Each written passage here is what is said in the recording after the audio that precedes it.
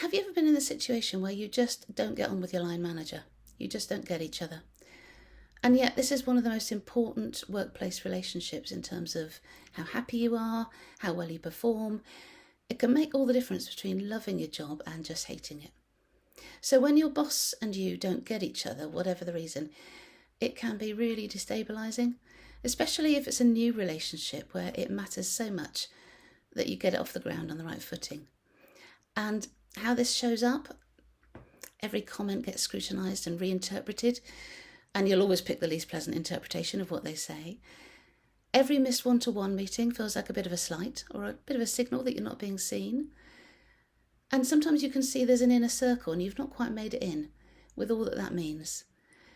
And this can lead you to believe that the fact that the relationship is clunky means they don't rate you. It's worth just challenging that for a minute. Just, is it true? What evidence supports it? What evidence points to a different conclusion? Have you asked them? If you were viewing the relationship from the perspective of a colleague, separate to you, what would they see? Ask them. Either way, it's easy to convince yourself that your manager's view of you is the definitive version. Their assessment, whatever that is, will follow you around the organisation, it can seem. And that if they don't rate you, others won't either.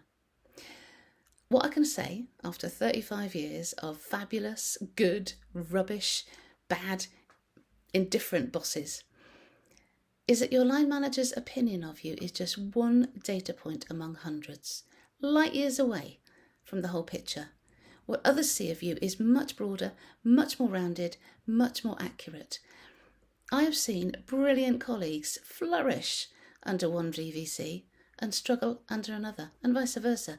And I've watched talented directors move sideways and suddenly become the leading light that everyone talks about.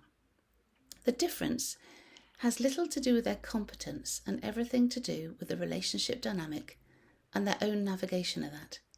Which isn't to say it's not worth investing in the relationship with your boss. Clearly, that would be counterproductive, but just keep it in perspective.